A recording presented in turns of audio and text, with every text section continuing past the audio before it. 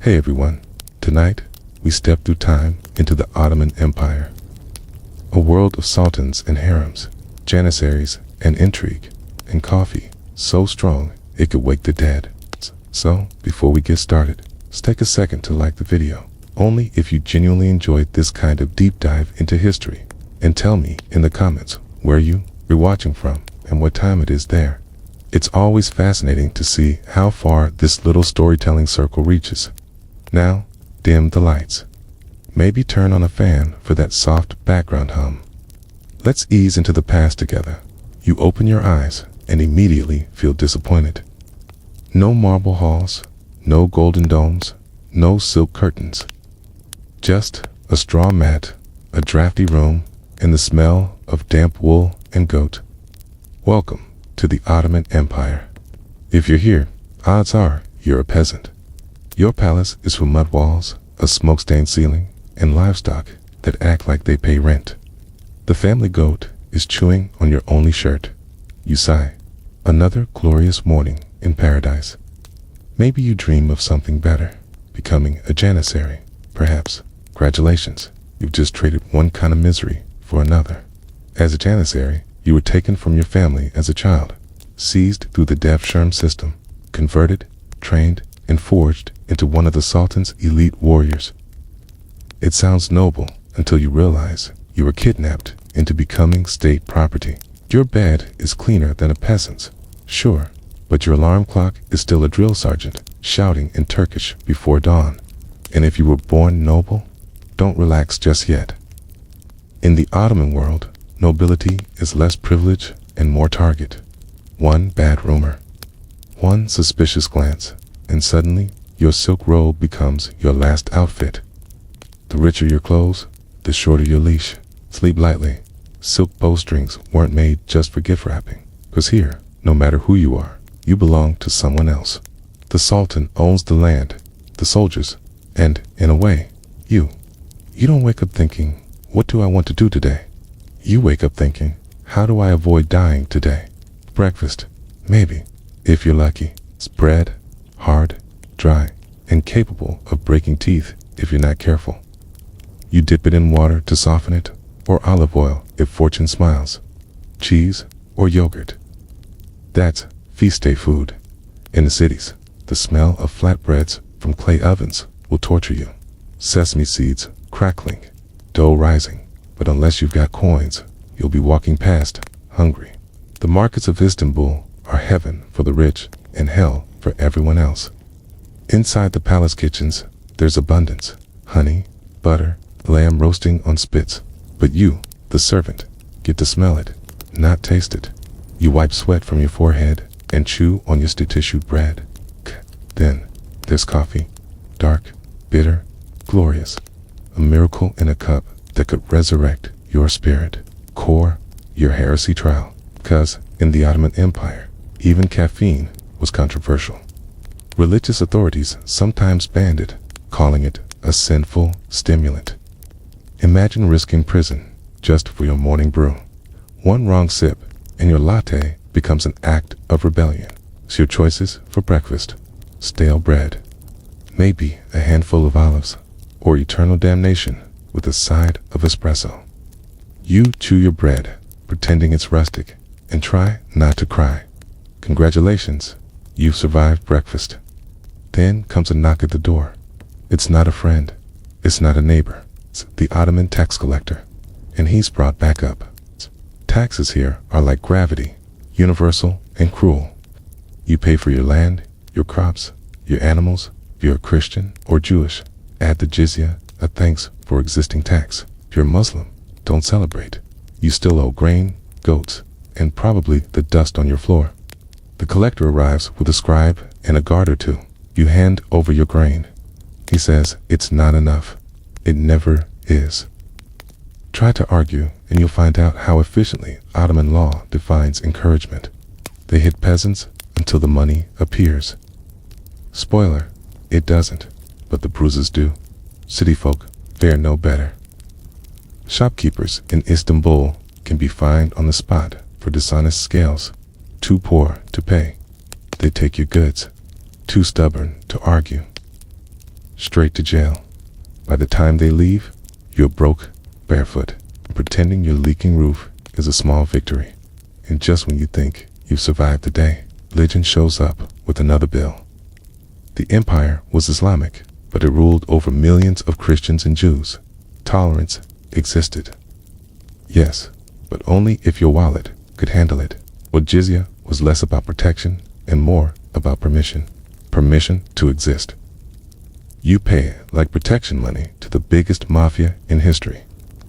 Convert to Islam and you dodge the jizya, but not the endless other taxes the state invents whenever the sultan wants a new fountain. Your faith, your festivals, your very prayers exist under watchful eyes. One wrong word, one wrong gathering, and soldiers appear at your door. Survival here is a balancing act between belief and bankruptcy. By midday, the rumor spreads through the bazaar. The sultan sneezed. You laugh until you realize no one else is laughing. Because in the Ottoman Empire, the sultan's mood is the weather forecast. If he sneezes and smiles, there's a festival. If he sneezes and frowns, there's a war. If he sneezes twice, half the viziers might vanish overnight. This is absolute power. And absolute means your life is his to spend. Displease him, and to guards politely step forward with a silk bowstring. No mess, no blood, just a quiet end.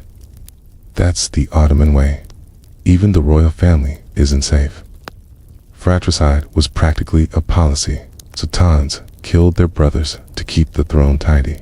Imagine a family dinner where everyone eyes each other, wondering who will wake up crowned, or not at all. In the harem, politics slithered through corridors like perfume and poison.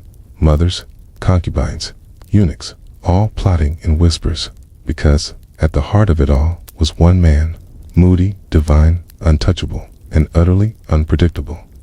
For everyone else, life under him meant living in constant, low-level panic. You never knew if today's decree would bring a feast, or your funeral. Hey, and the day isn't even over yet. You don't know, and that's exactly the point. In the Ottoman Empire, survival had little to do with effort or virtue. It was a game of chance, a lottery drawn by fate. You lived or died, not by your deeds, but by the sultan's digestion. One spoiled meal in the palace could unbalance the entire empire. Somewhere in the distance, drums began to beat, slow, heavy, deliberate. At first, you'd think it might be a wedding procession. Maybe there'll be music, laughter, roasted lamb. But as the rhythm grows louder, steadier, you see them? It's not a celebration, it's the Janissaries. The Sultan's elite soldiers march in perfect formation, their boots striking the ground like thunder. If you imagine noble knights guarding the innocent, forget it. These men were forged from stolen childhoods, Christian boys taken from the Balkans to the Devshirme. The empire's infamous child tax. Ottoman officials would ride into a village, point at your son, and say, "That one."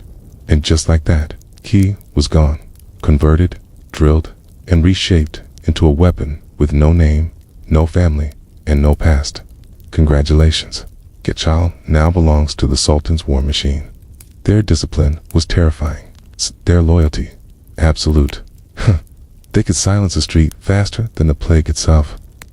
When Janissaries march past your door, you don't wave. You disappear behind it and pray they pass without noticing you. Yet, for all their prestige, fine uniforms, steady pay, gleaming muskets, their lives were chains of service. No wives, no homes, no property. The barracks were their world. You fought, marched, obeyed, and died. If fortune smiled, the Sultan rewarded you. If not, you revolted. For in time, the Janissaries grew so powerful, they became the empire's most dangerous force. Soldiers who could depose the very ruler they swore to protect. One missed payment, one unpopular decree, and the same men meant to defend the palace would storm its gates, loot its treasures, and unseat its master.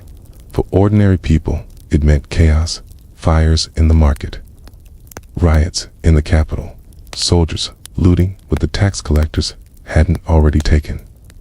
You stand there in the street, heart pounding as the echoes of their drums fade. You don't admire them. You survive them. Keep your eyes low, your mouth shut, and pray you don't look like a threat. The Janissaries never needed much of an excuse, and mercy was never in fashion. You stay still in the marketplace, your stomach hollow, your purse lighter from taxes, the sound of boots still ringing in your ears. You mutter, "This is unfair," under your breath, and instantly regret it. In the Ottoman Empire, complaint was a luxury no one could afford. Free speech wasn't free, it was fatal. The Sultan's rule left no room for opinions. Your words could turn into weapons against you.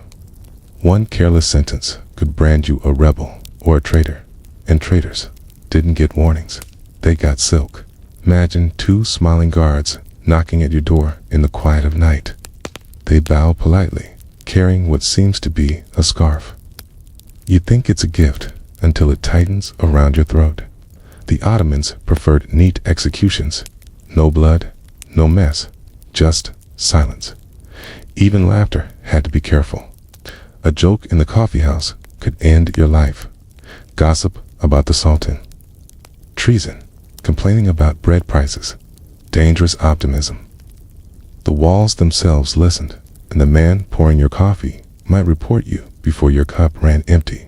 Truth didn't matter. Accusation did. A jealous neighbor, a rival merchant, anyone could condemn you with a whisper. Maybe someone claimed you mocked the Sultan's turban, or complained about taxes. Congratulations again, you're guilty. If luck favored you, you got a trial. If not, punishment was swift. For minor grumbles, a public flogging. For worse, prison or exile.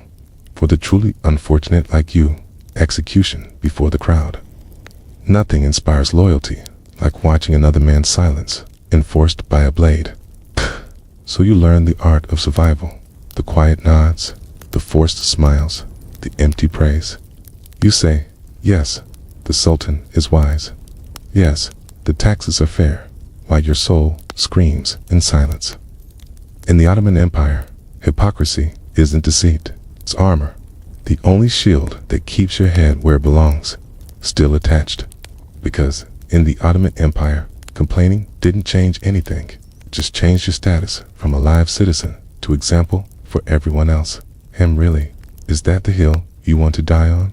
Bread, prices? After a long day of taxes, paranoia, and pretending the Sultan's sneeze didn't terrify you, you decide to relax.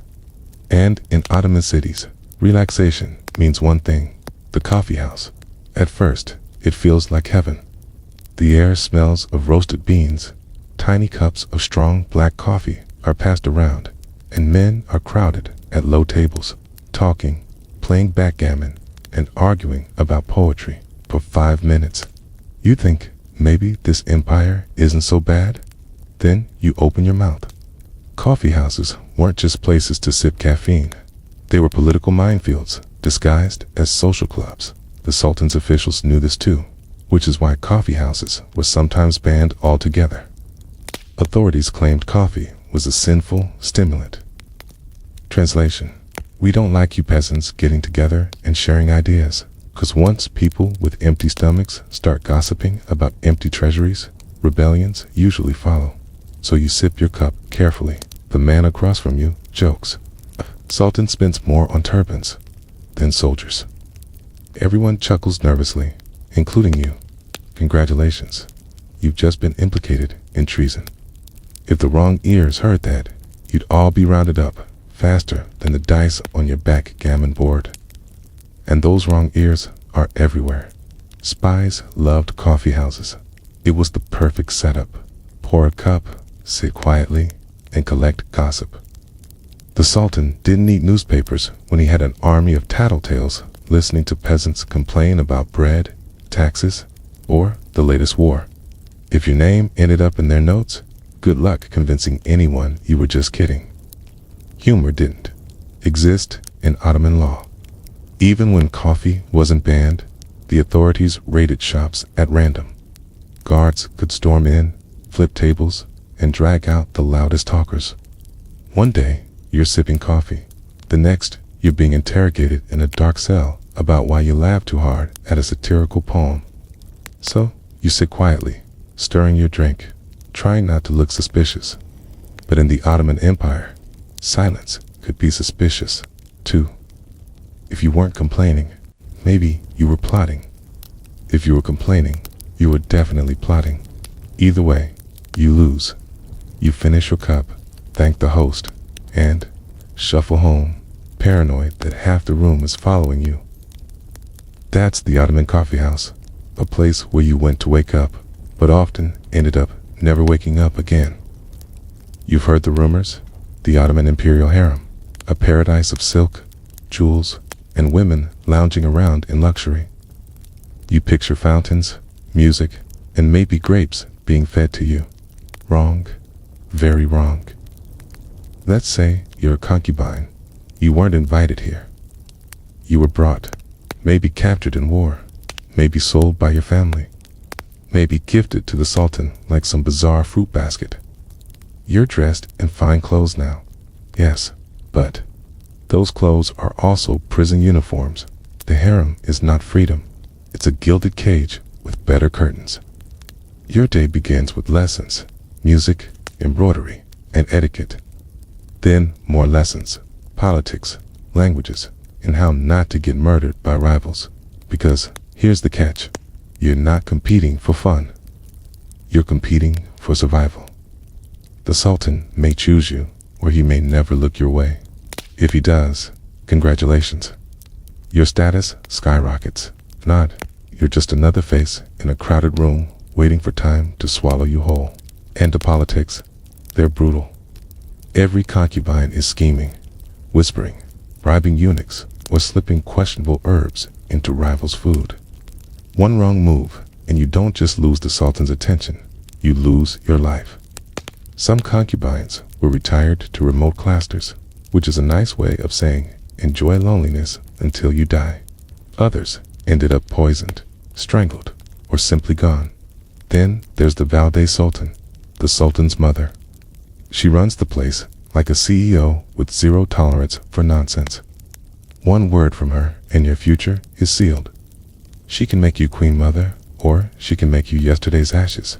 Best to stay on her good side, which is tricky since she doesn't actually have one. And don't think being a eunuch is better.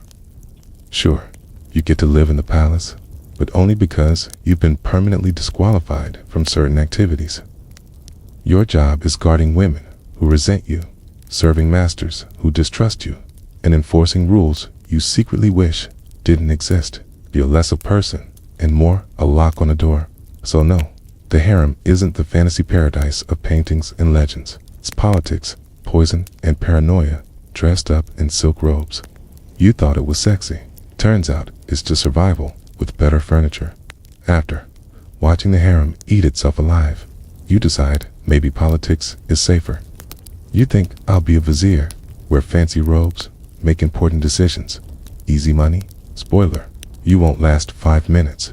The Ottoman bureaucracy was enormous.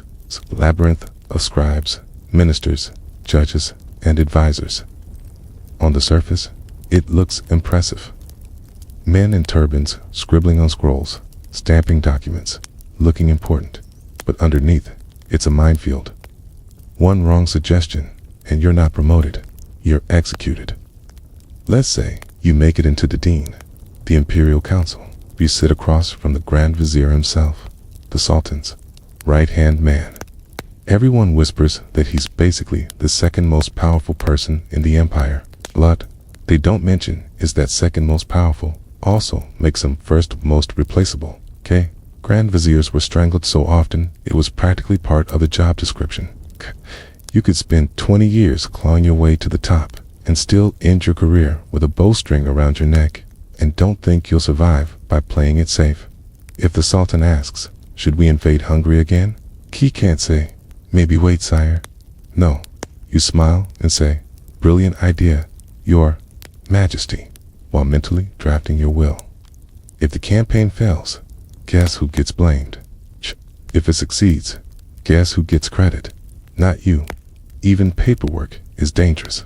Get to record one shipment of grain. Treason. Lose a letter from the sultan. Treason. Misplace the tax revenue. Double treason. Plus a public flogging for style points. The empire ran on taxes. And if the books didn't add up, neither would your lifespan. And then there's the constant scheming. Every rival official wants your seat. They bribe, they whisper, they send anonymous notes accusing you of corruption. Spoiler, everyone is corrupt, but it's only a crime when it's your turn to be scapegoat. So yes, you might dream of rising through the ranks, but the reality is worse than farming. At least a farmer only fears famine. A bureaucrat fears famine and strangulation and being framed for treason over a typo. By the time you've survived 1 week in the Ottoman bureaucracy, you'll be begging to go back to your goat and your crumbly bread. At least goats don't stab you in the back, figuratively anyway. You gave up on politics, so you head back to the fields. Farming, simple, honest work. Right? Wrong. In the Ottoman Empire, farming is basically legalized suffering, where you work yourself into the ground and then hand most of the harvest to people who never touched a plow in their lives. You wake before dawn, muscles already aching, and drag yourself into the fields. Wheat, barley, grapes, whatever you're growing, it's not yours. It belongs to the sultan or the local sipahi, a cavalryman with a land grant who shows up once in a while to remind you of your place. You're technically the tenant, which is a polite way of saying free labor with rent attached, okay? Your day is backbreaking, plowing with wooden tools that snap more often than they work, sowing seed while praying for rain, harvesting under the sun until your skin feels like leather. And just when you think you've produced enough to feed your family, the taxman arrives. He takes the first share. The landlord takes the second, okay? The army might take the third, okay? By the time it's your turn, you're lucky if you get a sack of barley and some shriveled onions, okay? And heaven forbid, there's a bad harvest, drought, locusts, flood. Too bad. The taxes don't shrink.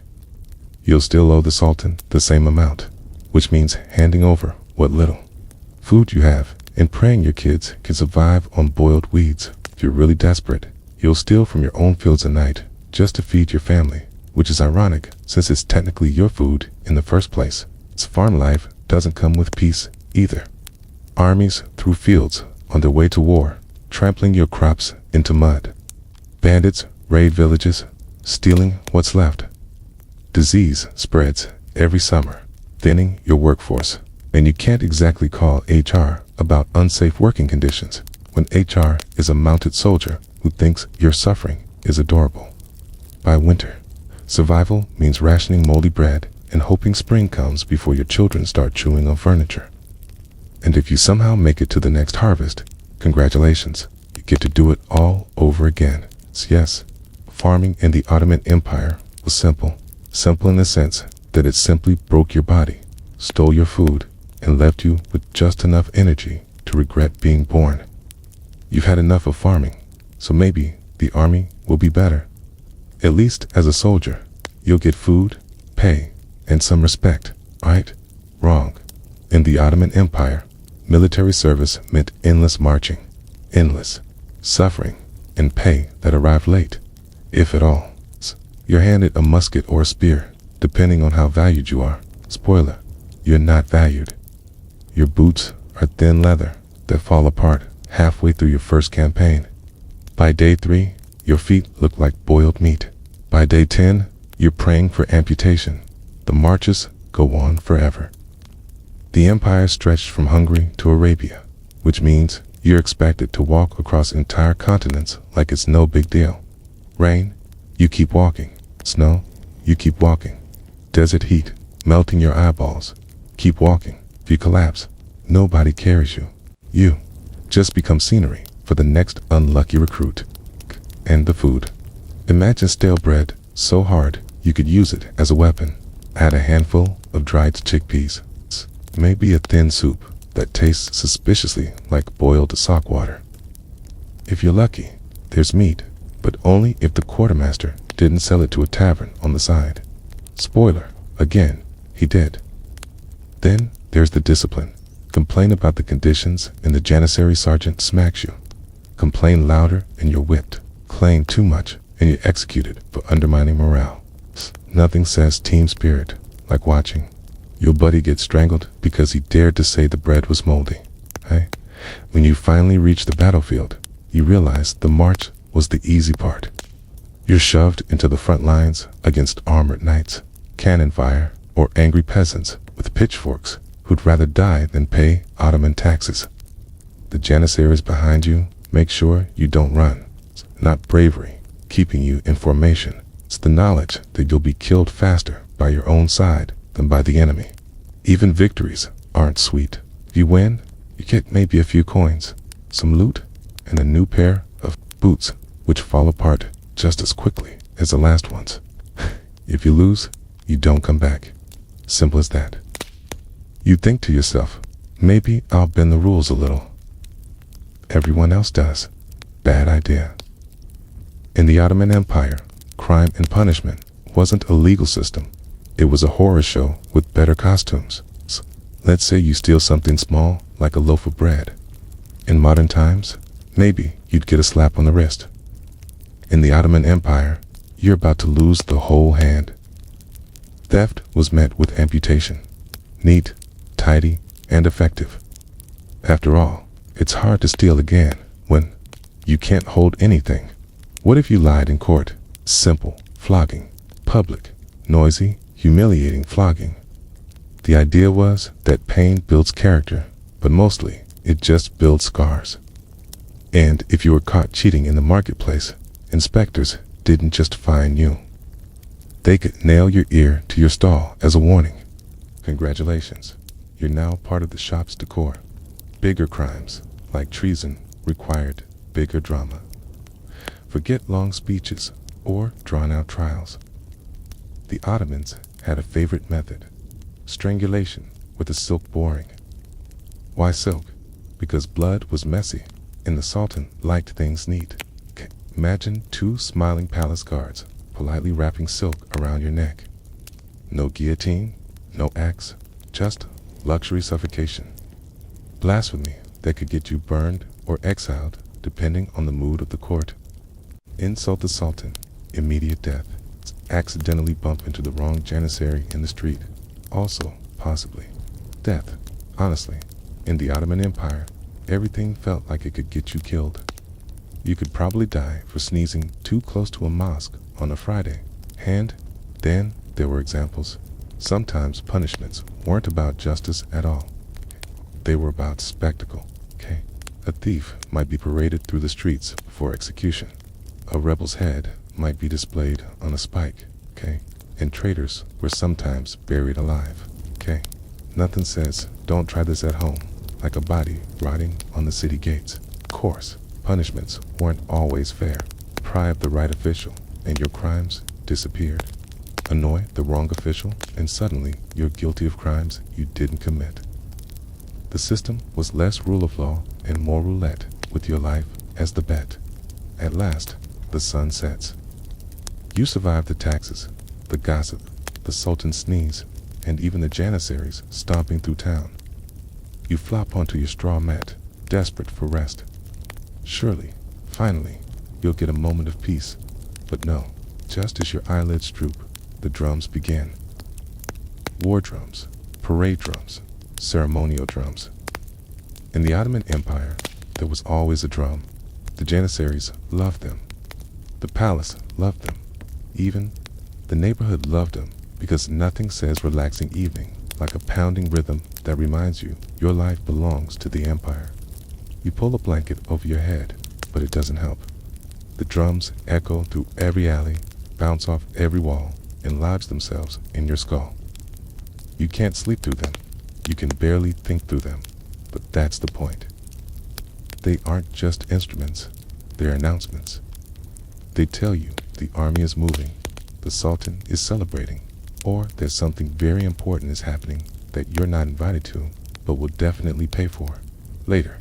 And it's not just drums. The muezzin calls to prayer echo 5 times a day, including before dawn. The markets never shut up. Even the neighbor's goat seems to be rehearsing for a solo. Ottoman cities were alive, yes, but alive in the sense of never shutting up, ever.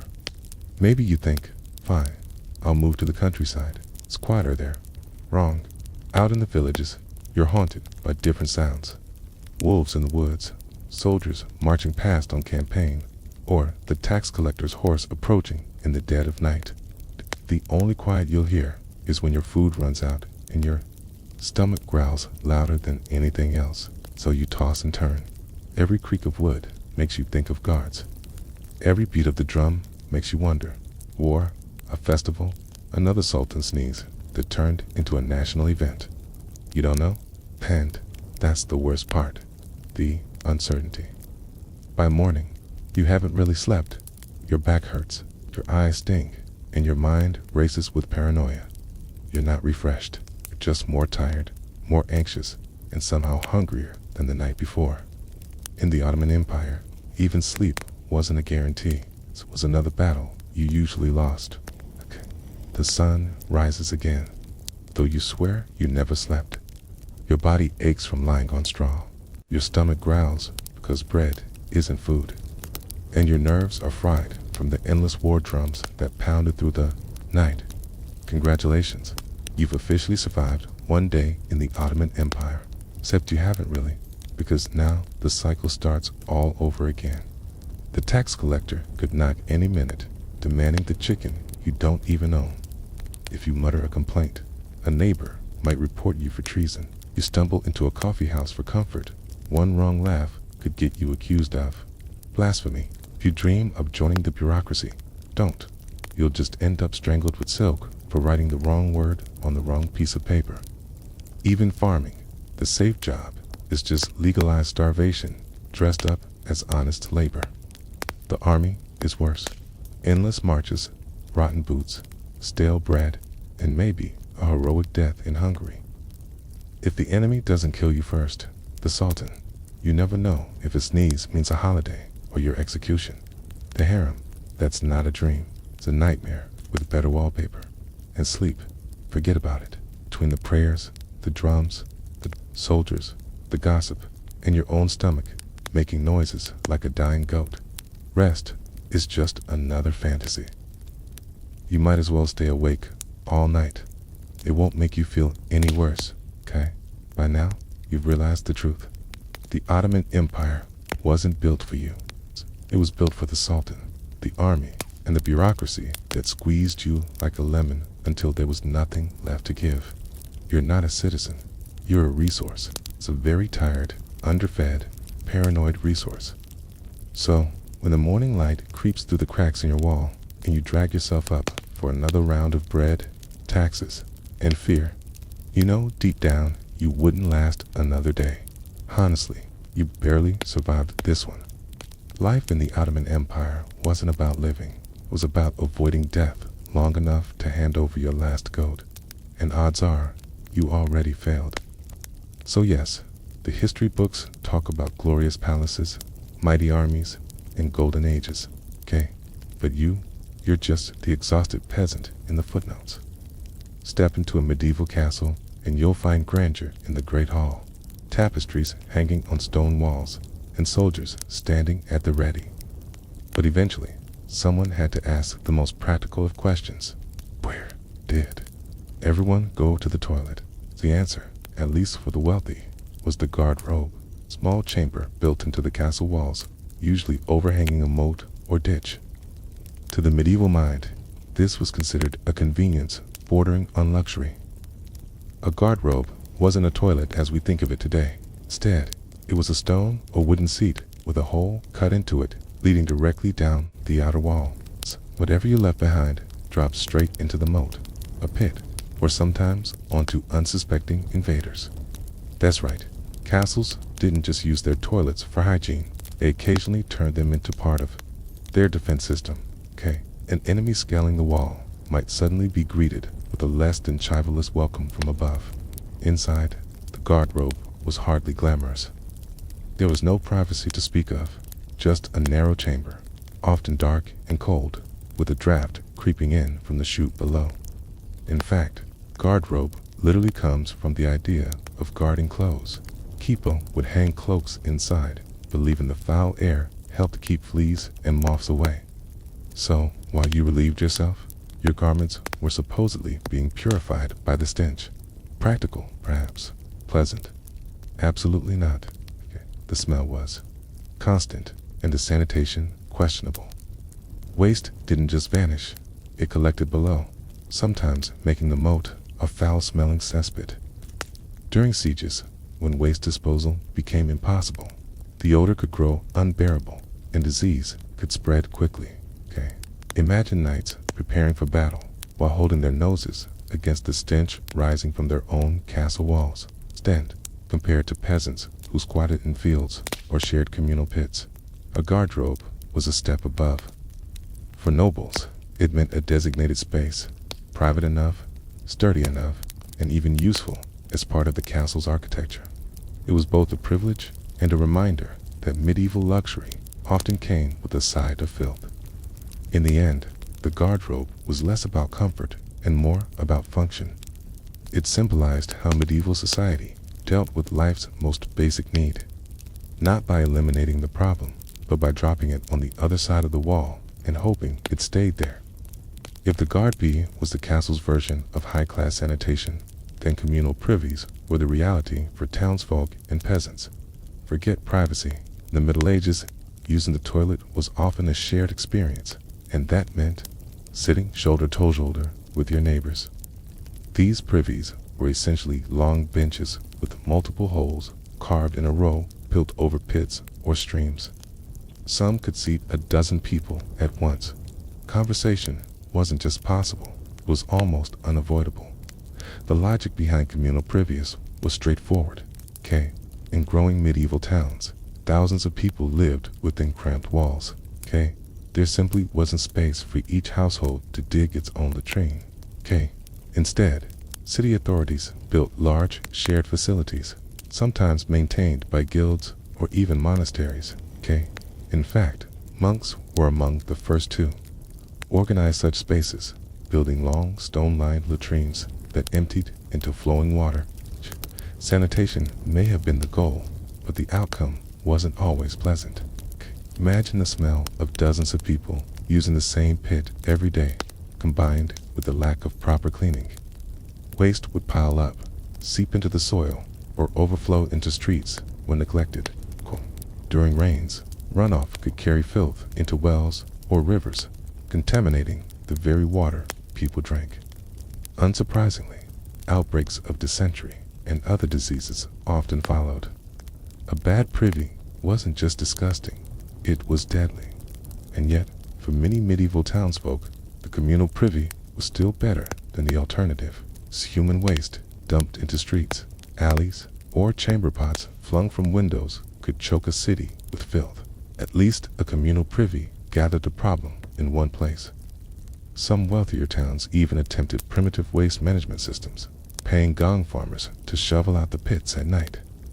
These men, often working in near darkness, hauled barrels of waste beyond the city walls to be buried. An unenviable but essential job. Despite the hazards, communal privies were social hubs in their own way. Gossip spread as quickly there as in the marketplace. You might trade news of a distant crusade, complain about a tax collector, or share a laugh while waiting for your turn on the bench. Privacy was a luxury for the elite. For everyone else, bodily functions were simply another part of community life. Crude as they were, these privies reflected the medieval balancing act between necessity and practicality. A reminder that when survival took priority, even sanitation became a public affair. If castles had garderobes and towns had communal privies, the average medieval street was still the final destination for much of Europe's waste. The truth is, sanitation systems were inconsistent, and for many, the simplest solution was to throw it all out the window. Chamber pots were the most common household toilet. At night, you did your business, and in the morning, you or your servant would toss the contents into the street with a quick warning cry. In France, guard low, watch out for the water. Few people listened, and fewer dodged in time. The result was a stinking mixture of human waste, animal manure, food scraps, and whatever else people discarded. Streets often doubled as open sewers, with runoff slowly trickling down toward rivers or ditches. In wealthier towns, some streets had shallow stone channels designed to carry waste away, but these were rarely cleaned, and the stench lingered year-round. Imagine walking through a crowded market while carefully avoiding puddles of filth underfoot. That was daily life in medieval cities. The situation worsened because animals shared the streets. Horses, oxen, donkeys, and pigs all left behind their own contributions. By some estimates, the dung of a single horse could pile up to over 10 a day. Multiply that by dozens of animals moving through a busy street, and it's easy to picture why sanitation became a nightmare. Shoes weren't just for style, it was shields against disease. Authorities tried to fight back. City councils issued regulations fining citizens for tossing waste too carelessly or for letting pigs roam free. Some towns even appointed officials to supervise street cleaning, yet enforcement was patchy and medieval infrastructure couldn't keep up with the growing population. Public health crises like outbreaks of dysentery, typhoid, and plague thrived in these conditions. The Black Death itself spread partly due to unsanitary streets where rats and fleas found perfect breeding grounds. Despite the filth, people adapted. Wooden walkways sometimes ran along the worst-smelling alleys, and wealthier households hired servants to discreetly dispose of waste in fields outside town. Before the majority, stepping outside meant confronting the unavoidable reality of a city that smelled as much of life as of death. The medieval street wasn't just a place of commerce and community. It was also a reminder that sanitation, or the lack of it, shaped everyday survival. While city streets stank and castles relied on their drafty garter-robes, monasteries stood out as some of the cleanest spaces in medieval Europe. Monks may have devoted their lives to prayer and study, but they also understood the very practical importance of sanitation. A monastery was a self-contained world with its own water supply, kitchens, dormitories, and yes, toilets. These weren't simply for convenience, They reflected a belief that cleanliness was linked to godliness. Many monasteries built long stone-lined latrines, often called rearwards, attached directly to the dormitory.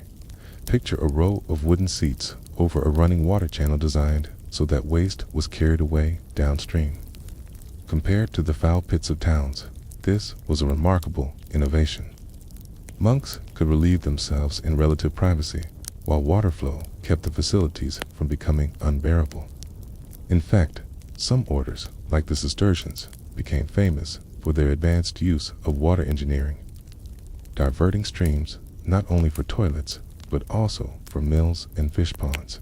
Of course, clean is relative. While monasteries had a better system, the smell didn't vanish, and disease still lingered in close quarters. Still, compared to the chaos outside the cloister walls, monasteries were sanitary havens. Their systems even influenced later medieval urban planning, as towns sought to imitate monastic waterworks for public use. Sanitation in monasteries wasn't just practical, it carried a moral weight. Monks believed that idleness was dangerous for the soul, and cleanliness was a form of discipline. Maintaining the rear order, sweeping cloisters, or ensuring water channels were clear all became acts of service to God. The physical act of keeping waste away symbolized spiritual purification. Interestingly, monks had to follow strict rules about when and how they used the latrine. Silence was often enforced, and talking while using the facilities was frowned upon. This stood in stark contrast to the lively chatter of communal town privies. For monks, even relieving oneself was to be done with humility and restraint. Monasteries reveal a medieval paradox. While most of Europe struggled with filth, the church, often criticized for its wealth, pioneered some of the most advanced sanitary practices of the age. Their reed daughters were not only practical, but also deeply symbolic, blending the physical needs of the body with the spiritual discipline of the soul. Monasteries had their water channels, and castles had their guard robes. Someone still had to deal with what piled up in the cesspits of towns and cities. Enter the gong farmers, also known as nightmen, the unsung and often unwanted heroes of medieval sanitation. Their job was simple in theory, but horrific in practice, sticking out human waste from privy pits, cesspools, and sewers. The word gong didn't mean a bell, it meant filth. And that's exactly what these men waded into. By law, gong farmers worked only at night when the streets were quieter and the smell slightly less offensive. Armed with shovels, buckets, and carts, they descended into waist-deep pits of sludge, shoveling human waste into barrels. Once filled, these barrels were hauled outside the city walls, where the contents might be buried, dumped, or occasionally sold as fertilizer. It was foul, dangerous work, and one slip could literally mean drowning in filth. Despite the disgust their trade inspired, gong farmers were necessary. Without them, cities would have drowned in their own waste far faster than they already did. In fact, medieval laws sometimes offered them high wages, compared to common laborers, because so few were willing to take on the job. But money didn't erase the stigma. Gong farmers often lived on the outskirts of town, shunned by neighbors, and sometimes forced to wear distinctive clothing so others could avoid them in public. The smell clung to their skin, no matter how much they washed. The risks went beyond stench and social shame. Cesspits released toxic gases, methane and hydrogen sulfide, that could suffocate workers without warning. Historical records described gong farmers collapsing mid-task, overcome by fumes. Their work gear was primitive, offering little protection. Even when they survived, constant exposure to disease carried its toll. And yet, medieval society couldn't do without them. Cities might find people for throwing chamber pot waste into the street, but without gong farmers, pits would overflow and become health disasters. These nightmen kept urban life possible, though no one thanked them for it. In a strange way, gong farmers were both despised and indispensable. They lived in the shadows, performing a job that nobody wanted to acknowledge, but everybody relied upon. Their existence is a reminder that medieval sanitation was a system built not only on stone walls and water channels, but also on human hands willing to dig through the muck of society's dirtiest necessity. It may sound absurd today, but in the Middle Ages, even toilets could play a role in warfare and defense. Castles weren't just military fortresses. They were also homes and guard robes. Those narrow latrine chambers built into walls became both a practical feature and a potential weak point in a siege. For the defenders, guard robes had an unintentional advantage. Waste often fell directly into the moat or onto the ground below. An unlucky attacker scaling the wall might find himself showered with more than arrows. Chroniclers joke about defenders deliberately emptying chamber pots onto enemies, and while it sounds like slapstick humor, it was also psychological warfare. Few things demoralized a soldier faster than being drenched in filth before even reaching the battlements, but garter robes were double-edged swords. From an engineering perspective, cutting a chute through thick stone walls created a weak spot. Some attackers quickly realized that garter robes could serve as secret entry points. A hole at the bottom, usually large enough for waste to flow freely, was sometimes big enough for a man to squeeze through. In 1204, during the siege of Château Gallet in France, attackers are said to have entered the fortress through the guard chute, bypassing the outer defenses entirely. What was meant for waste disposal became a back door for invaders. This risk didn't go unnoticed by medieval architects. As castles evolved, some guard ropes were built to drop waste directly into moles filled with water, making them harder to climb.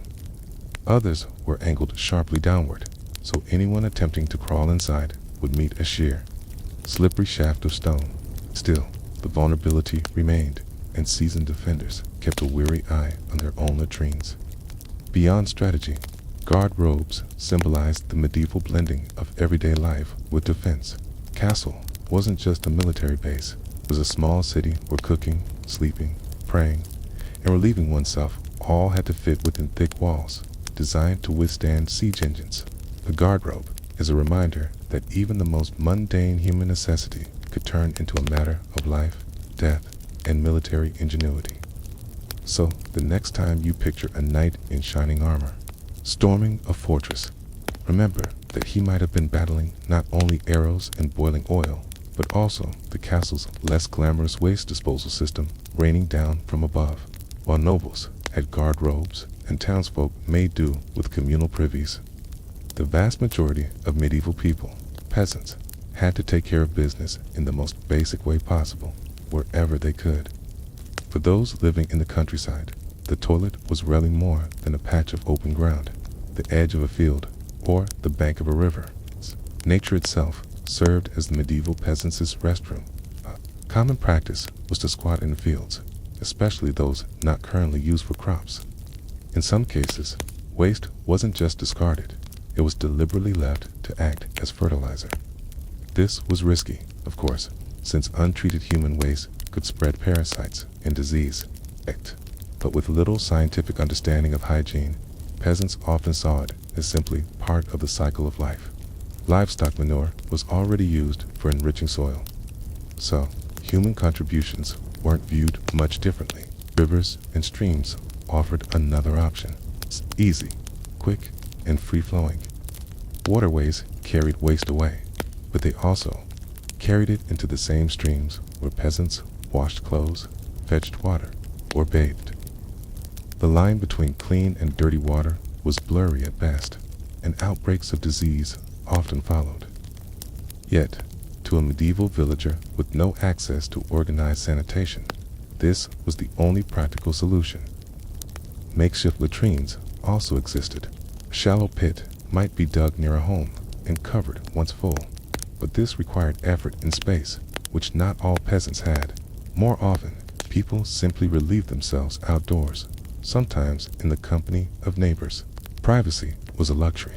The idea of needing a locked door or a personal chamber for such things was foreign to most rural folk. Despite the filth, peasants adapted with humor and resilience. Folk sayings and jokes about bodily functions were common, perhaps as a way of making light of a daily necessity. Children, unsurprisingly, were often tasked with emptying chamber pots if the household had one, a chore as dreaded then as it would be now. Peasant sanitation reflects a truth often overlooked. While castles and monasteries left behind stone ruins and records of innovation, most of medieval Europe relieved itself in fields and rivers, leaving little behind but a story of practicality over comfort. For peasants, survival mattered more than refinement. And toilets, like so many aspects of their lives, were rough, communal, and unremarkably human. Toilets in the Middle Ages weren't only about convenience. They were deeply tied to how people understood health and disease. Medieval medicine revolved around the theory of the four humors: blood, phlegm, yellow, bile, and black bile. Physicians believed that sickness came from imbalances in these fluids, and waste leaving the body was considered a vital sign of whether balance was being maintained. In other words, excrement was both feared and studied. Doctors sometimes examined urine, feces, and even the smell of waste to diagnose illnesses. Uroscopy, the examination of urine, became an entire field of study. Physicians carried charts of colors and textures, comparing samples in glass flasks. A deep yellow liquid might mean dehydration, while cloudiness suggested an infection. The toilet, or whatever passed for one, was not just a place of relief, but also a stage where health revealed itself. But alongside this proto-scientific approach, superstition thrived. People believed that bad smells carry disease, a theory called miasma. Since privies and cesspits were among the foulest smelling places, they were often blamed for outbreaks. Communities burned herbs or carried scented flowers to ward off bad air. While miasma theory was incorrect, it wasn't entirely useless. At least it encouraged efforts to mask or avoid filth. Superstitions went further. Some thought that demons lurked in latrines, ready to strike when a person was most vulnerable. Folktales warned children against lingering too long over pits or streams. Others claimed that witches could use waste and curses, stealing bits of hair, urine, or feces to cast spells. The toilet, in this sense, was both a practical necessity and a spiritual danger. Hecked in monasteries, the act of relieving oneself was treated with solemnity, as if even the body's most basic needs could affect the soul. Meanwhile, in villages, charms or blessings might be whispered before squatting in a field, particularly at night, to ward off spirits. These beliefs reveal how waste occupied a strange place in medieval thought. It was a sign of health, a potential carrier of disease, a source of magical power, and a reminder of humanity's fragility. Even in the most ordinary act of going to the toilet, medieval people saw the hand of God, the threat of demons, and the balance of nature at work. When we look back at the toilets of the Middle Ages, it's easy to laugh at the crude methods, the smells, and the sheer lack of privacy. But sanitation in that era wasn't just about filth. It was a mirror of medieval life itself. Its castles, monasteries, towns, and villages all developed their own ways of coping with humanity's most basic need. And in doing so, they revealed the values and limits of their world. For nobles, the garter robe symbolized privilege. It may have been a cold, drafty hole in the wall, but it separated them from the peasants squatting in fields. Veneries, on the other hand, remind us that not all of medieval Europe was wallowing in dirt. Their flowing water latrines and carefully managed waste channels show how engineering, religion, and practicality could work hand in hand. Monks saw sanitation as both necessity and virtue, linked between bodily discipline and spiritual order. Cities exposed the dangers of growth without infrastructure. Communal privies overflowed, cesspits leaked, and streets turned into sewers. The gong farmers kept things functioning at night, but disease was never far away. These conditions paved the way for some of history's deadliest epidemics, from waves of dysentery to the Black Death. In this sense, toilets, or the lack of them, shaped the fate of entire populations. Peasant practices to remind us of medieval resilience.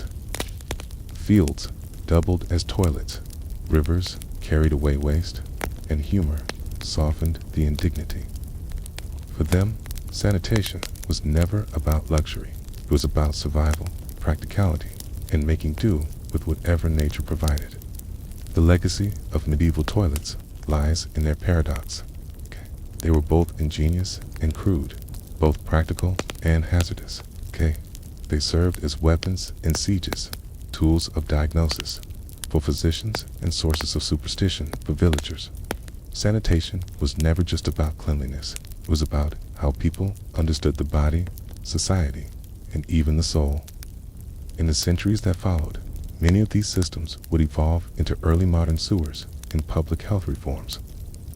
But in the Middle Ages, toilets were a messy, unavoidable reminder that no matter your rank, faith, or fortune, everyone shared the same human reality. Castles, monasteries, towns, and villages all smelled the same truth. Sanitation was civilization's constant struggle. When we think of the Bronze Age, most people picture warriors with bronze swords, farmers tilling fields, or the rise of early cities. But tucked into the story of this era is another innovation, one just as important to human history: the discovery of fermentation. Long before medieval monks perfected beer and cloisters, or Vikings raised horns of May, Bronze Age people were already crafting intoxicating brews that bound their communities together. Archaeologists didn't learn this from ancient texts, since most Bronze Age societies left none. Instead, the secrets came from chemistry. Residue analysis of pottery jars and drinking vessels has revealed the fingerprints of barley starch wild yeast, and honey sugars. These weren't accidental spills. K. They were the remnants of early brewing experiments, proving that Bronze Age people understood, at least in practice, how to harness fermentation. K. But what exactly did their drinks taste like? Forget the golden filtered beers of today. Bronze Age beer was thick and cloudy, more like a liquid bread than a refreshing lager. Grains were mashed and left to ferment in large communal vats. Sometimes honey or herbs were added, creating primitive mead or spiced. Else, the result was mildly alcoholic, nutritious, and unpredictable. Each batch could vary wildly, depending on the water, the grain, and the whims of wild yeast. And yet, these brews mattered. Alcohol offered more than a buzz. It preserved calories in a stable form and provided safe hydration when water sources were questionable. In small doses, it had antiseptic qualities, killing off microbes that plagued early settlements. To drink together was to share trust, right? Each sip showed that you belonged at the table, part of the group. More than that, brewing revealed a shift in human priorities. By the Bronze Age, people weren't just farming to survive. They were farming to create surpluses, which meant they could afford luxuries like fermented drinks. Beer and mead weren't about bare survival. They were about culture, ritual, and even identity. Key brew was to signal prosperity, to show that your community had enough grain to eat and enough left over to drink. So, while bronze weapons and plows might symbolize the technology of the age, the humble brewing jar tells another story. Civilization wasn't just forged in metal and fire. It was also fermented in clay pots where grain and honey transformed into the first intoxicating drinks of human history. If Bronze Age brewing gave people their first intoxicating drinks, the feast gave those drinks a purpose.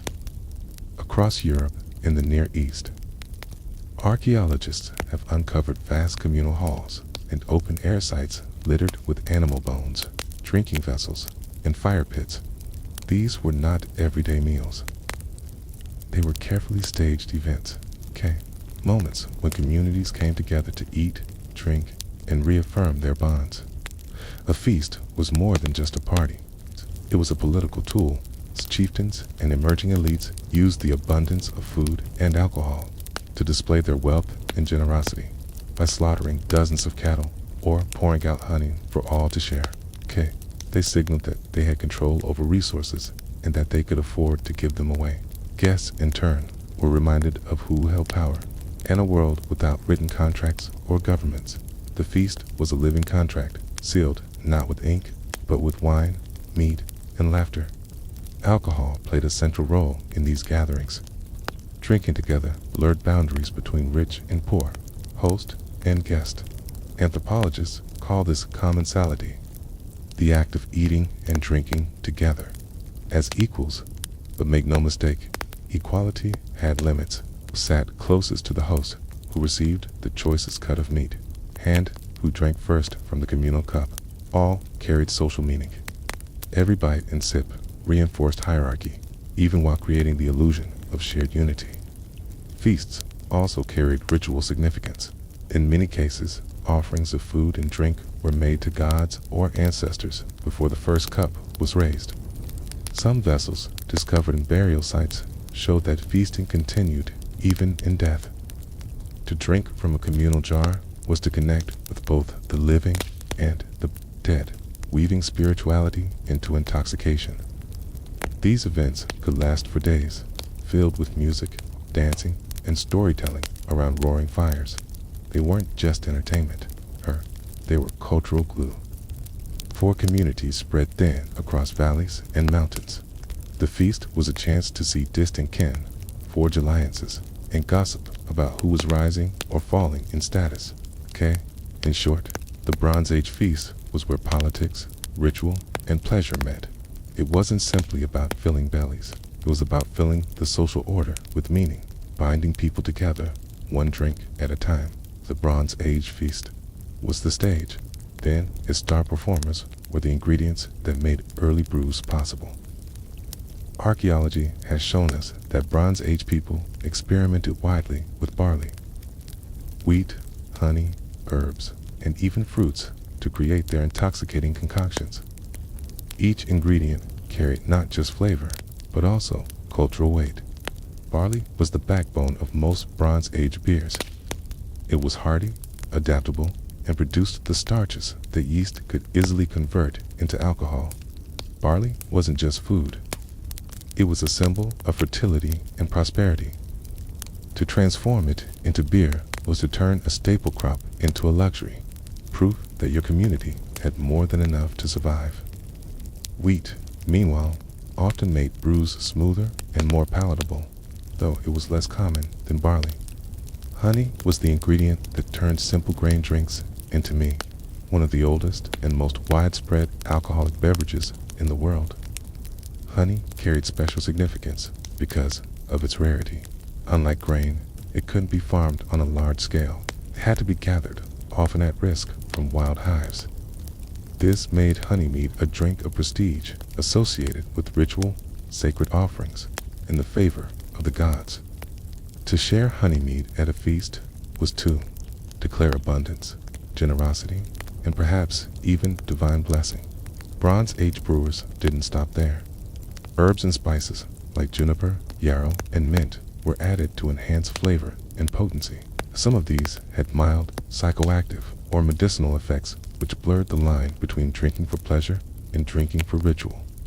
Each batch was unique, reflecting the local landscape and the brewer's own creativity. And then there were fruits. Traces of grapes, apples, and berries showed that people were experimenting with fermentation wherever sugars could be found. These fruit-based drinks may have been seasonal specialties tied to harvest celebrations and feasts marking the turning of the year. Taken together, these ingredients show that Bronze Age brewing was as much about symbolism as it was about taste. Grains represented the labor of farming, honey the gifts of nature, herbs the knowledge of healers, and fruits the cycles of abundance. Every sip was layered with meaning, transforming drinking into a ritual act that connected people not only with one another, but with the land and the divine forces they believed governed it. So, how did Bronze Age communities actually transform raw grain and honey into the intoxicating drinks that fueled their feasts? Unlike the precise science of modern brewing, the process back then was a mix of experimentation, tradition, and what we might politely call controlled accidents. Still, residue evidence and ethnographic parallels give us a good picture of how it worked. The first step was malting. Barley or wheat grains were soaked in water until they sprouted, activating enzymes that converted starches into sugars. Once sprouted, the grains were dried in the sun or lightly roasted, halting the process but leaving behind the sweetness needed for fermentation. In essence, Bronze Age people had discovered a natural chemistry trick without knowing the science behind it. Next came mashing. The malted grains were crushed and mixed with hot water, creating a thick, porridge-like mixture. This slurry was often heated in large clay or bronze vessels, sometimes with hot stones dropped in from the fire. The heat extracted more sugars, which would later feed the wild yeast. To our modern eyes, it might have looked more like cooking soup than brewing beer. Then came fermentation, the magical stage when microbes did the work. Unlike modern brewers, who had carefully cultivated yeast strains, Bronze Age brewers relied on the yeast that lived naturally on grains, honey, and in the air. They simply left the mixture uncovered for days, allowing wild yeast to settle in and do its work. The result was unpredictable. Some batches fizzed and foamed into alcoholic brews, while others may have soured or spoiled. But when it worked, it produced a drink with enough alcohol to preserve itself for weeks or months. Flavorings could be added at almost any stage. Honey sweetened the brew, brought bitterness or medicinal effects, and fruits added tangy complexity. The final product was strained and served in large communal jars or individual cups. Archaeological finds suggest that long straws were sometimes used to sip from shared vessels, filtering out grain husks as people drank together. The process was far from exact, but that was part of its charm. Brewing in the Bronze Age wasn't about consistency, it was about community. Each brew was tied to the land, the season, and the skill of the brewer. Every feast brought a slightly new flavor, a slightly different buzz, and the shared joy of transforming humble crops into something extraordinary. If brewing was the craft, then the feasting hall was the theater where the performance unfolded. Across Bronze Age Europe and the Near East, archaeologists have uncovered the remains of long timber halls, fire pits, and ceremonial enclosures where hundreds of people once gathered. These were the places where beer and mead were consumed, and where community, ritual, and politics were stirred together as easily as grain in a mash pot.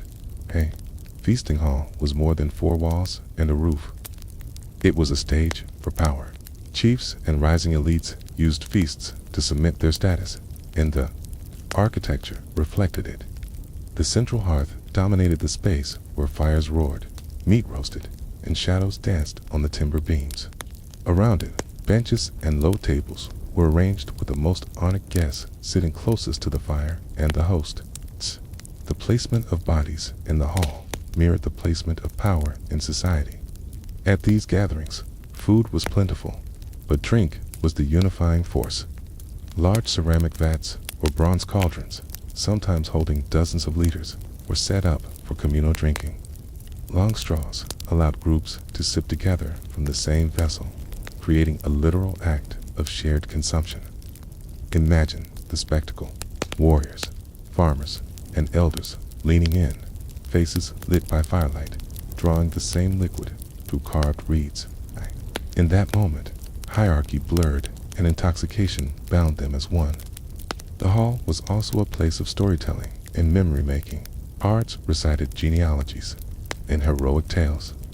Music echoed against the beams, and dancers stamped rhythms into the floor. The feasting hall wasn't just about calories and alcohol, it was about forging identity. To participate in the ritual of feasting was to declare, I belong to this community, and this community belongs to me. Even in death, the importance of feasting was remembered. Some halls doubled as sacred sites, and feasting vessels have been found in elite burials. These were not just leftovers. They were deliberate symbols, ensuring that the dead carried the social prestige of the feast into the afterlife. In short, the feasting hall was a crucible of Bronze Age society. Here, brewing became politics, intoxication became ritual, and eating together became the glue that held entire communities in place. To understand Bronze Age feasting, we can't ignore the elephant in the room, or rather, the slurred words and staggering bodies. Intoxication wasn't a byproduct of these gatherings. It was the point. Alcohol loosened tongues, dissolved barriers, and created a shared sense of euphoria that could be harnessed for ritual, politics, and social cohesion. For many Bronze Age cultures, intoxication carried sacred meaning. It was more than just getting drunk. Fermentation itself seemed like magic, invisible forces transforming grain and honey into something that made people feel lighter, bolder, even closer to the divine. Drinking was often tied to ritual offerings, with cups raised to gods or ancestors before being shared among the living. In some traditions, alcohol was thought to thin the veil between worlds, allowing participants to commune with spirits or strengthen bonds with the dead. At the same time, intoxication had a clear political function. Leaders and chiefs used alcohol strategically, providing more than enough for everyone to drink deeply. When people were warm, full, and tipsy, they were more receptive to alliances, more likely to accept hierarchy, and less likely to rebel. The feast created a social contract, and intoxication was its seal. To drink the host's beer was to acknowledge their generosity, authority, and rightful place at the center of the community. But drunkenness also carried risks. Too much drink could lead to violence, foolish boasting, or disastrous decisions. Archaeological sites sometimes reveal weapons alongside feasting debris, a sign that not every celebration ended peacefully. Stories passed down in later oral traditions warn of leaders who overindulged, making poor choices in the haze of drink. The line between sacred intoxication and dangerous excess was always thin. Alcohol also played a role in inclusion and exclusion. At some feasts, the best brews or the first cup went to elites, while others got weaker or watered-down portions. In this way, intoxication was controlled, ensuring that the powerful enjoyed its benefits more than the common folk. Even drunken equality had its limits. In the end, intoxication in the Bronze Age was never just about pleasure. It was about creating a heightened state, spiritual, social, and political, where communities could reinforce their values, leaders could demonstrate their power, and individuals could briefly escape the burdens of everyday survival. To be drunk together was to be bound together, for better or worse. Feasting in the Bronze Age wasn't only about filling stomachs or raising cups. At its core, these gatherings carried a ritual dimension where food and drink became offerings to forces greater than the community itself. Revealed not just bones and jars at feast sites, but also evidence of deliberate deposits. Whole animal remains, broken vessels, and pools of liquid poured into the earth. These were not accidents, they were sacrifices. For many Bronze Age cultures, animals were the most valuable resource a person could own. Cattle provided milk, muscle for plowing, and prestige. Sheep gave wool and meat. Pigs fattened quickly for feasts. To slaughter one, especially a prized ox, was a costly choice. But in the context of a communal ritual, the act of sacrifice displayed generosity and devotion.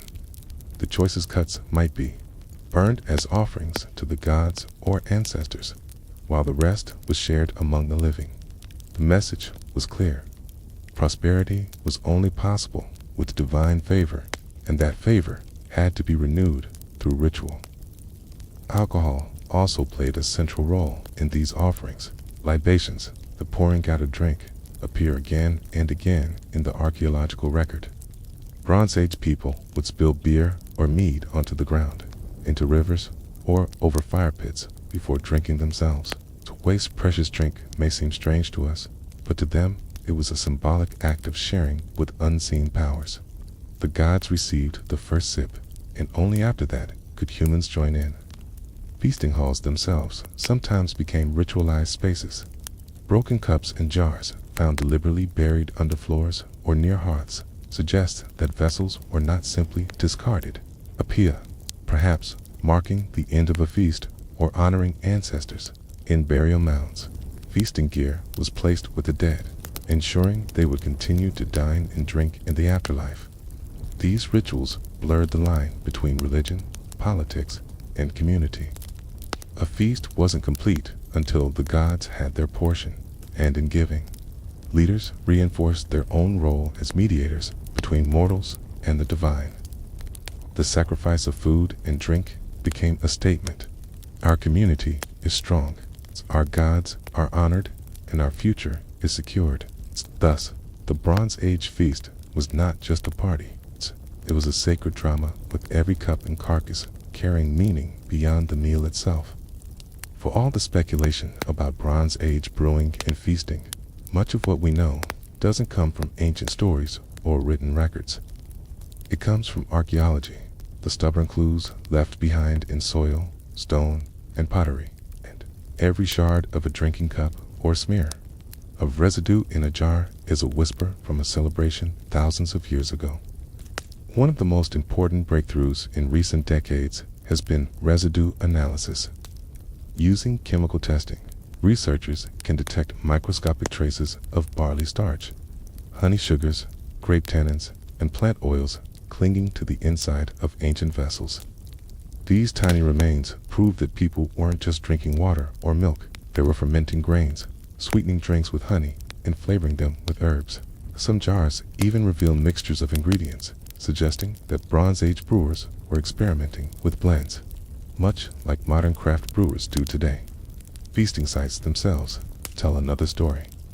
Excavations at large settlements and ceremonial centers have uncovered enormous cooking pits, ash layers from great fires, and heaps of animal bones with cut marks showing mass slaughter. These weren't family dinners. They were large-scale events, staged for entire communities, sometimes lasting for days. The discovery of oversized drinking vessels and communal vats confirms that alcohol was brewed and consumed in vast quantities. Even burials provide evidence. In elite graves, archaeologists have found ornate cups, bronze cauldrons, and drinking horns placed alongside the dead. These objects weren't just tools, they were symbols. To be buried with feasting gear was to carry prestige into the afterlife, signaling that the deceased had held power at the banquet table in life. In some cases, residue inside these vessels still reveals traces of mead or beer, offering a chemical snapshot of the last drink they may have held. Perhaps the most evocative finds are broken vessels deliberately deposited in pits or beneath feasting halls. These suggest ritual closing acts, as if each feast needed to be sealed with a symbolic gesture, sacrificing the very tools of intoxication to the gods. Together, these archaeological discoveries allow us to reconstruct not only what Bronze Age people drank, but how they lived, celebrated, and bound themselves together. Every cracked jar and charred bone tells us that feasts were not occasional luxuries. They were central to the rhythm of life, woven into politics, ritual, and identity. When the fires burned low and the last jars were drained, Bronze Age feasts left behind more than just ashes and bones. They left traditions that would echo through centuries of human culture. The legacy of those early brewing experiments and communal banquets still lingers in how we celebrate, how we bond, and even how we understand power. At the most basic level, the Bronze Age feast demonstrated the power of alcohol as social glue. Drinking together wasn't just about pleasure. It created trust, solidarity, and identity. That same idea persists in modern societies, from pub culture to wine at weddings, from ritual toast to national festivals. What Bronze Age communities discovered is that intoxication, when shared, becomes a force that binds people tighter than any spoken contract. These feasts also laid the groundwork for political theater. Chieftains, who provided rivers of beer and heaps of roasted meat, set the template for rulers who would later use public banquets, bread, and wine to secure loyalty. The Roman emperor's triumphal feasts, the Viking mead hall, the medieval banquet, all of these traditions can trace a faint lineage back to Bronze Age chiefs raising cups of mead to their followers. The act of feeding and intoxicating people has always been one of the simplest ways to demonstrate authority. On the religious side, the Bronze Age habit of pouring libations and making food offerings evolved into more structured ritual traditions. Sacrificial banquets to gods, offerings of wine at temples, and sacred feasts tied to seasonal festivals all reflect this enduring idea that food and drink could be shared, not just with people, but with the divine. Even the technology of brewing carried forward. Techniques like malting, mashing, and flavoring became more refined over time, but the core principles established in the Bronze Age never disappeared.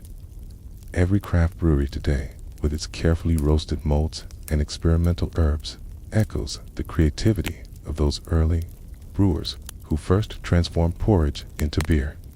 In the end, Bronze Age brewing and feasting remind us that civilization wasn't built only on bronze tools, fortified walls, or trade networks. It was also built around the table, where grain and honey became drink, where meat became sacrifice, and where community became something stronger than the sum of its parts. The feast was civilization's heartbeat, and its rhythm still pulses through our celebrations today. The Aryans were a people shaped by their environment.